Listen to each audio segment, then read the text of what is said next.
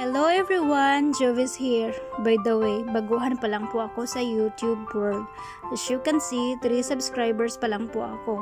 Dahil na nga sa sign-in problem, walang makapag-subscribe.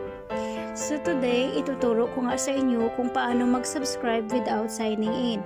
For example, yung link na pinasa ko sa mga kaibigan, kamag-anak o sa lahat ng friend list ko ay hindi sila makapag-subscribe kasi kapag pinindot nila yung link, ang lumabas ay sign in to subscribe to this channel. Tapos, nalimutan na nila yung email address at password. So, hindi na sila makapag-subscribe. So, ngayon, ituturo ko nga sa inyo kung paano.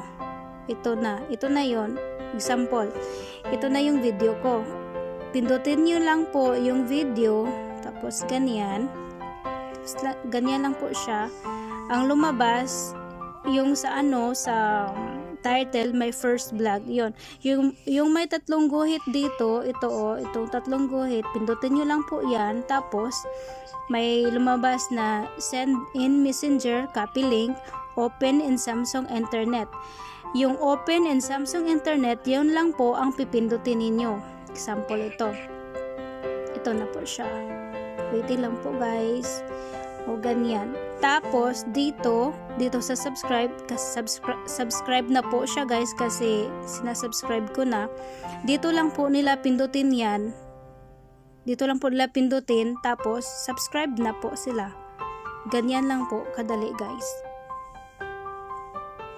Sana po may natutunan kayo sa video na ito at sana huwag nyo pong kalimutan mag-subscribe at i-hit na rin ninyo ang bell icon para updated kayo sa next video ko.